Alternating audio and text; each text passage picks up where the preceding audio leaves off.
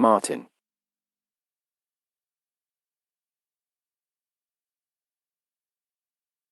One Love Island is like a siren call to young attractive members of the public each year. Apply, and you too could be sent to Mallorca, spending the summer flirting outrageously by the pool in the world's smallest swimwear, lathering on sun oil, with the hope of finding your soulmate. Most people are also on the show for overnight fame and 250,000 new followers, of course, but the primary objective they're there for is to find the one on national television. However, Professor Jennifer Rogers, Director of Statistical Consultancy at the University of Oxford, has been crunching the numbers of the past 4 series, and, well, the odds aren't good for this year's batch of lovers. The probability of an applicant finding love is around 1 in 35,000. The odds of winning an Oscar are 1 in 11,500, while the odds of finding a pearl in an oyster are 1 in 12,000. Rogers also analyzed the stats for those who make it onto the show, and the chances they have of their love story going the distance. The number of people leaving the villa in a couple has increased over the years. Some might say it's the best way to get more exposure. Back in the real world, however, life begins to take its toll and most couples split up by the end of the year. Text 2. The Fruit Iron Ox Bears. Adapted from an article by James Vincent. One Iron Ox is one of a number of companies trying to automate the human-intensive work of agriculture. It uses a combination of robotic picking arms, hydroponic vats, and self-driving porters to grow vegetables. But despite its repeated claims that its farming is autonomous, humans are still needed for a lot of the work. Laborious plant seedlings and package plants when they're ready to eat, robots just tend them while they're growing. One big advantage of robot farms is that they thrive because of their modest size. Iron Ox says the greens it's producing for Bianchini's Market, a family-owned grocery store in California, travel just 0.6 miles to get there, which is half the distance traveled by a typical head of lettuce. This means lower transportation costs and fewer food miles, a big factor when it comes to the environmental impact of what you put on your plate. However, Iron Ox is selling just 3 varieties of leafy greens and delivering them to Bianchini's just once a week. The prices aren't exorbitant, but they are on the expensive side. A 2-ounce box of red vein sorrel will go for $2.49, a 2-ounce box of Genevieve basil will cost $2.99, and 4 heads of baby lettuce will be $4.99. That's competitive next to Whole Foods, where 4 heads of artisanal lettuce cost $3.24, but pricey compared to Walmart, which sells an 11-ounce box of greens for less than $5. For still, it's just the start for Iron Ox and the new wave of automated farming startups. And if the market they're trying to create starts to grow, who knows what fruit it will bear. Text 3. How to live like a tramp. One Charlie Chaplin's quirky humor and iconic film moments, eating a shoe in the gold rush, accidentally entering a boxing ring in city lights, are the stuff of cinema legend. Less known, however, is the personal life of the tramp, who came dangerously close to his nickname after finding himself homeless during the 1950s. Banned from the USA and blacklisted by Hollywood during the McCarthy era for having suspected communist sympathies, he settled near Lake Geneva in Switzerland, and it's here that visitors can step into his shoes at the recently opened Chaplin's World. But this terrific interactive museum celebrates not just the film hero but the humanist. Chaplin wrote scripts to defend the poor and exploited, says curator Yves Durand. His greatest talent was to make us laugh about the weakness of humankind. And so his popular films tackled subjects like immigration, the wall, street crash, Hitler's fascism and the Cold War, the latter ultimately landing him in hot water. He was rich, famous and could easily have led a quiet bourgeois life, but refused to shy away from important issues. An early Angelina Jolie, then. For while visitors to Chaplin's World can walk right into replica film sets, such as the barber shop from The Great Dictator, it's the rare glimpse into the man's 7 that feels the most compelling. He continued to be monitored by the Swiss intelligence service at the request of the FBI for many years, despite there being no evidence for it, says Durand. 6. So it's no surprise Chaplin concluded that you need power only to do harm. Otherwise love is enough. Wise words. Text 4. Call it a sacrifice to the hype gods. By Jonathan Evans. 1. I don't have an ouchie right now, but I will soon. Because soon, Supreme is going to release Band-Aids as part of its Spring/Summer 2019 collection. Yes, real Band-Aids, made in partnership with Johnson & Johnson and offered in a 20-pack of assorted sizes. The price, thus far, is unknown. But no matter what it is, you can bet it'll skyrocket on the secondary market. 2. The release date is February 21st in-store and February 25th online. So, depending on whether or not I can make it to one of the brand's brick-and-mortar locations or have to deal with buying online and waiting for shipping, I need to acquire a boo-boo somewhere between the afternoon of February 21st and late morning on February 27th. 3. This is not an optional thing. I need a semi-significant OE at some point in the date range.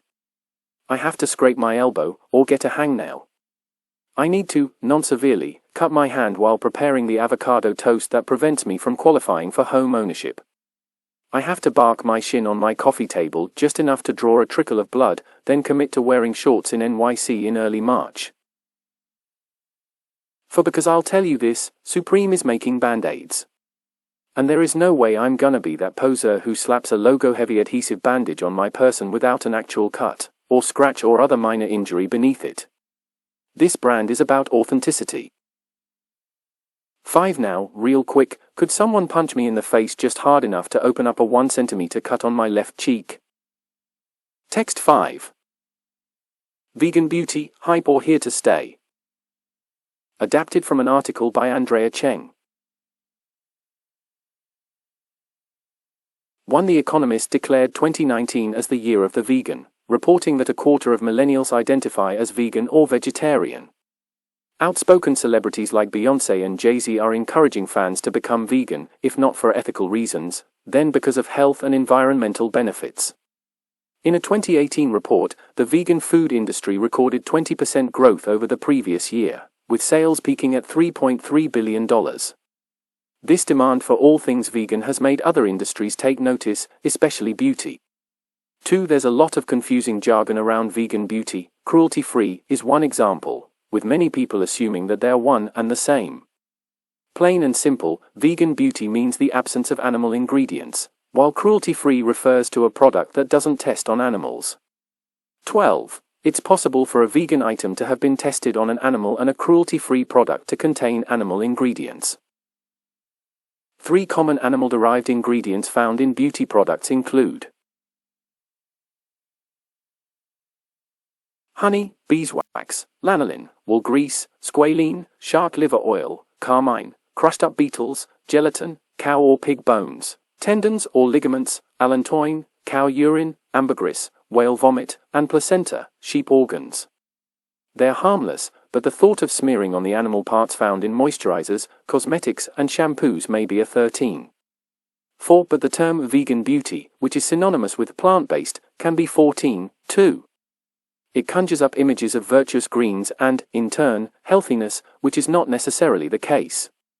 Chips are accidentally vegan, but they're not healthy, Sunny Subramanian, who started a vegan beauty review back in 2007, said. It's the same with makeup. Just because it's vegan and cruelty-free doesn't make it healthy. Its ingredient list can be chock full of unhealthy chemicals and fillers. 5. In the 30 years that Kathy Guillermo, a senior vice president of PETA, People for the Ethical Treatment of Animals, has campaigned to end the use of animals in laboratory experiments, she can pinpoint 2 industry-wide shifts that spurred vegan awareness in beauty. The first was in 1990, when Estee Lauder and Revlon stopped testing on animals. Unfortunately, the very same companies began to sell in China, where animal testing is required on many beauty products. It caused backlash and consumer demand for cruelty-free products, which eventually led to the development of instrumentation to replace animal testing. 6. The second is occurring now. In October, Unilever, the parent company of Dove, Axe, Dermalogica, and many more, announced that it has committed to a policy of no animal testing across all of its product lines. The big companies that held out for so long are now making a change, Ms. Guillermo said. For many brands, she said, concern about the ethical and environmental impact of their products is the number one consumer question they encounter. 7. Perhaps the biggest benefit to come out of the vegan beauty movement is that it's pushing consumers to assess ingredients. Ms. Subramanian used to know every vegan beauty brand. Now, she said, it's impossible to keep up. The future of the beauty industry is vegan and not animal tested. Ms. Guillermo said, not every company has realized this yet, but a lot of them have, and those are the ones that are going to get ahead and stay in business. We're in discussions with enough of them to know that this is, without question, the trend. Text 6. Stan Lee's legacy. Adapted from an article by Sean O'Neill. 12 minutes into the pilot episode of the 1970s TV series The Amazing Spider-Man, a young Peter Parker, played by Nicholas Hammond, is bitten in a lab by a radioactive spider. Moments later out on the street, his brand new Spidey sense already tingling, he is chased by a car to the end of a blind alley. Without thinking, he launches himself onto the smooth wall and effortlessly climbs several stories, much to his own surprise. 2. I was 6 or 7 years old when I saw this for the first time, and it blew my tiny mind. Those moments drew me into Stan Lee's comic book world. Lee's decades as Marvel's top writer and editor helped to revolutionize comic book superheroes and villains. Much of his success came because he focused on depth of character as much as on spectacle.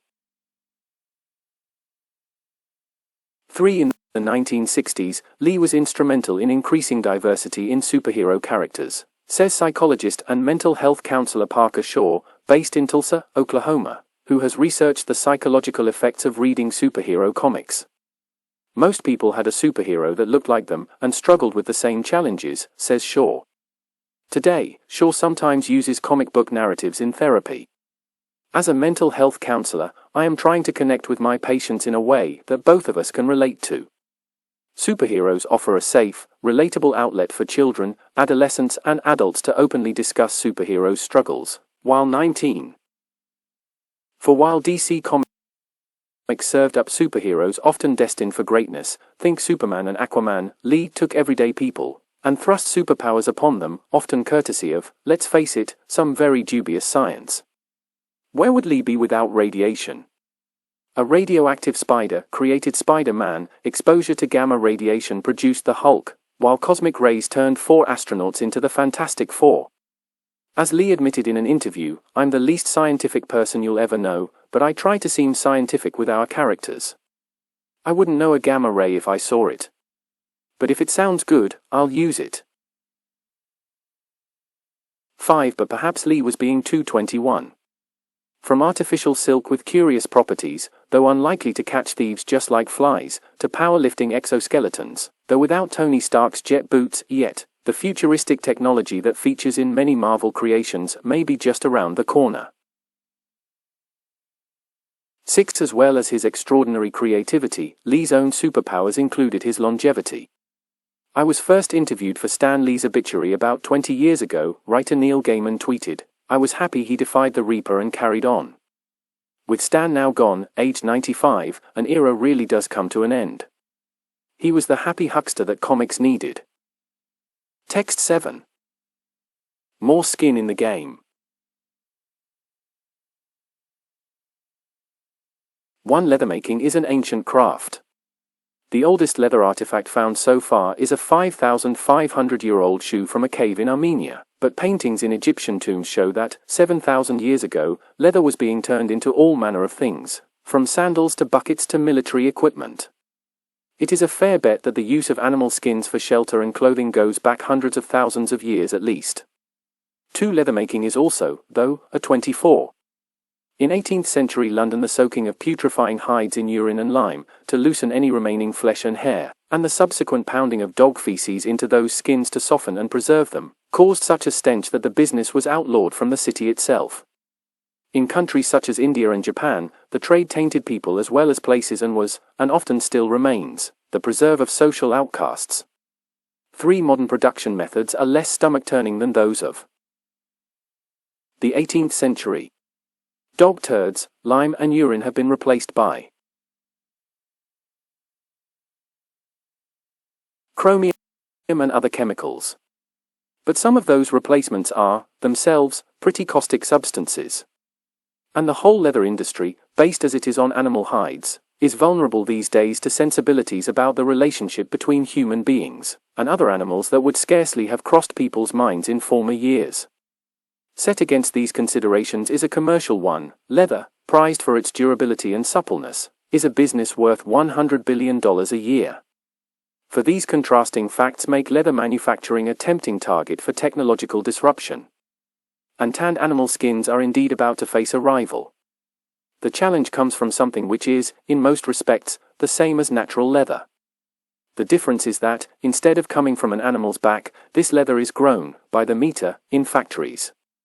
The most advanced practitioner of the still experimental art of growing leather is Modern Meadow, an American firm, which hopes to bring the new material to market within 2 years. 5 factory-grown leather promises several advantages over skins taken from animals. One is that it can be made in convenient sheets with straight edges, rather than being constrained by the erratic shapes that animals come in. Another is that it is more consistent than the natural stuff. It is devoid of the scars, marks, and other defects to which real skin is inevitably prone. Nor does it vary from animal to animal in the way that natural leather does. All these facts reduce waste and improve quality. They will also, presumably, please those who feel that animals should not have to die in order that people can have nice shoes and plush seat covers. 6. One other advantage of Modern Meadow's manufacturing process is that it permits different parts of a sheet to be given different properties that can change both the look and the feel of the product in controlled ways. One area might, for instance, be made stiff while another is made soft. This would allow the newfangled hides to be custom-built for particular designs of shoe. The process could also be tweaked to produce specialist leathers, such as ostrich or alligator. 7. Modern Meadow is not actually out to ape leather. The firm's aim is to produce a new material in its own right, complete with brand name. The new name is meant to take the wind out of the sails of anyone who might seek, paradoxically, to contrast the faultlessness of a synthetic product with the inherent flaws of a natural one in a way advantageous to the latter, as has happened to synthetic gem-quality diamonds. 8. The chosen name will be revealed on October 1st at a fashion show in the Museum of Modern Art, in New York, as will a t-shirt, the first garment to be made from the material. Biotechnology will thus strut its stuff on the catwalk, and leather, whatever title it goes by, will take its first, halting steps away from the abattoir. Text 8. Smile Kids. Adapted from an article by John Elder. Some Australian schools are reportedly trialling facial recognition technology that takes the place of teachers doing the morning roll call. The cameras will know if each and every child is present, or not. The cameras keep scanning through the day to ensure the students haven't bolted for the fish and chip shop or bailed early for the day. Presumably, too, they'll know who has been throwing paper planes behind the teacher's back, and who decorated the toilet block like a Christmas tree with toilet paper. 2. Constant camera surveillance takes away a huge sense of liberty for these children, says Dr. Niels Wouters, at the Microsoft Research Centre for Social Natural User Interfaces at the University of Melbourne. It's a good thing in a child's development that they might present themselves differently on social media, as a form of play, but also as something they can explore, he says. But a child trying out who they are under the constant gaze of a camera runs the risk of being forever judged for pulling weirdo faces, he adds. 3. And then there is the question of who will own the data when facial recognition technology becomes ubiquitous. I suspect it won't be the school itself, nor the parents. I worry that all the analyses will be sent through to a third-party service provider, and from there into the hands of the big players of the technology market. Meaning, Google, Facebook and Microsoft. It creates revenue for them, but ultimately society gets little in return, Dr. Wouters says. For 33, the technology itself suffers from subjective bias and inaccuracies. However, as Matthew Warren, a professor of cybersecurity, told the New Daily, facial analysis technology is already making hard judgments about student attentiveness and other behaviors in schools in China. 5. Professor Warren notes that young people don't understand the concept of privacy, because they live in a culture where they share freely of themselves online. But in the same way old Facebook posts have ruined careers, years after they were posted, the consequences of a poor moment captured by facial recognition can be ruinous. 6. Dr. Lisa McKay Brown is a senior lecturer in learning intervention at the Melbourne Graduate School of Education. She says, for some of the young people we work with, just walking through the school gate on any given day is challenging. And knowing that this technology is being used may be enough for them to refuse to go to school at all. The New Daily, 2018. Text 9.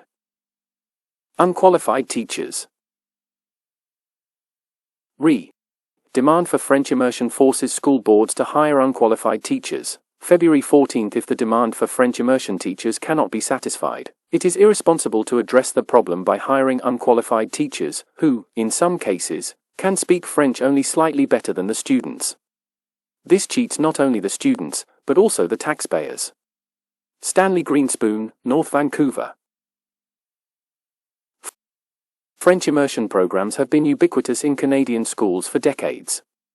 By now, thousands of students who were the product of French immersion education have graduated and entered the workforce. But in 2019, school boards across the country can't find teachers fluent in French and are settling for educators who can speak French only slightly better than their students. It might be time to take a hard look at the success of French immersion. Paul Benedetti, Hamilton. Text 10. 4-day working week. Adapted from an article by Laurie Havelock. 1. A new report from the Henley Business School suggests that 2/3 of companies that have adopted a 4-day week have reported an improvement in staff productivity. The study also found that the same companies posted 40-1 in sick days taken and miles traveled to the office, resulting in fewer carbon emissions, too. 2.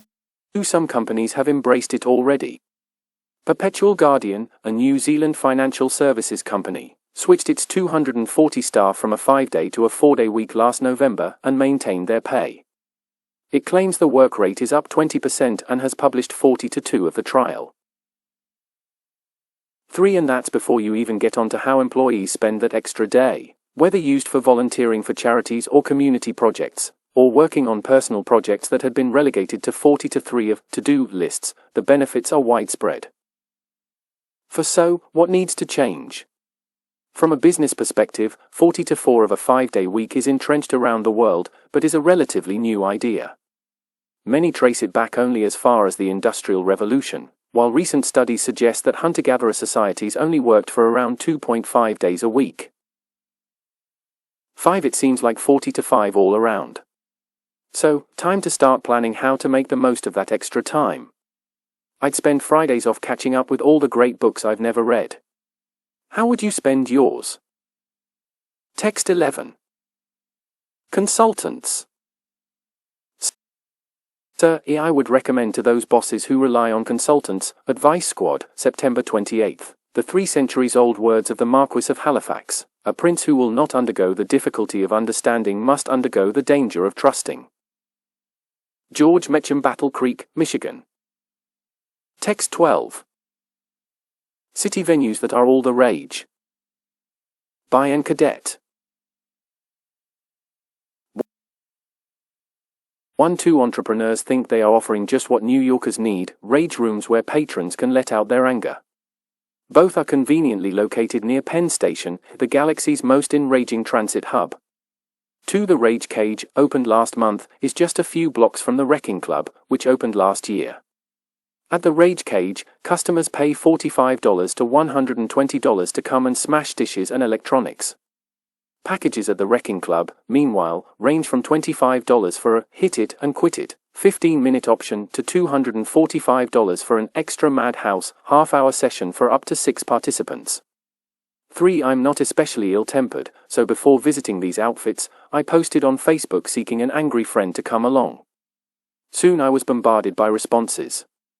"I'm in if you need, and I'm Irish," wrote one. "I chose my pal Virginia, a Brooklyn native, because I know her rage is real." Sure enough, she showed up at our first stop, the Wrecking Club. Furious about a dispute with a friend and a fight with her sister. Plus, I'm aggravated with life in general, she fumed. For having booked our session and signed waivers online, we donned a protective jacket and pants, work gloves and a construction helmet with a face shield, all provided by the venue. Our room, a windowless affair with a tile floor and metal walls, was set up and waiting. I'd sprung for the $50 short and sweet package, a 15-minute session that included an HP OfficeJet Pro printer and several buckets of dishes. 5. "We can't hit each other, all right?" said Virginia. Then she let loose, shattering mugs and dishes with a baseball bat before going after the printer with a sledgehammer, tossing F-bombs with every blow. I laughed and laughed. "Sorry, I broke everything," she said, when the dust cleared. I got carried away. "I'm feeling really good," she added. I whacked the printer and smashed several mugs myself. It was super satisfying. 6. Wrecking Club founder and co-owner Tom Daly, a former accountant, says he came up with the rage room idea on his own and only later. 16 is 17. Learned there were similar venues in other cities and one that operated in New York City in the 1970s. He chose his location in a former restaurant because it was the only place he could rent. When you're opening a rage room, he says, not many landlords want your business. Beggars can't be choosers. 7. Virginia and I next walked 2 blocks north to the Rage Cage, housed in the basement of an office building. While the storefront of the Wrecking Club had a grungy, post-apocalyptic feel, this place was brightly lit and sparkling clean. We were escorted to a high-ceilinged room with a concrete floor and plywood-reinforced walls. Our $75, 30-minute, Double Trouble package included a PS2 gaming console, office phone, keyboard, dishes, VHS tapes, mouse, gaming controller and laptop. 8. Alas, it took just 15 minutes to bust through everything. And while we both felt lighter after our rampage, Virginia noted she could smash stuff at home, free. She had once taken a hammer to a television set. I imagined. It must be difficult to run a business catering to folks as angry as Virginia. But Mr. Daly said most come for the fun and novelty. He sees a lot of couples on dates, bachelorette parties, birthday celebrations, and families with children. 9. The tough part, sourcing up to 200 pieces of used electronica to smash every week, he says. Most purchases are one-off deals from someone, say, clearing an office. The Rage Cage owner and founder, Jeffrey Yip, agrees. The former software support specialist says that while he is negotiating with suppliers in China, he's currently buying dishes from IKEA and 99-cent stores. He finds used electronics on eBay and Craigslist. A non-working keyboard might cost $2, he says of the going rates, a busted office printer between $4 and $10. 10. After everything is smashed to smithereens, Mr. Yip says he and his friends bring the remains to the non-profit e-waste warehouse in Brooklyn, which sells salvageable items and recycles the rest. Mr. Daly says he recycles all his trash. 11. Mr. Yip, who estimates his startup costs at $35,000, says he pays 4 times the typical rate for property insurance and a hefty sum for liability insurance. 12. So is there room in the city for 2 rage rooms? Both owners are hopeful. In the US, New York City needs it the most, Mr. Yip says.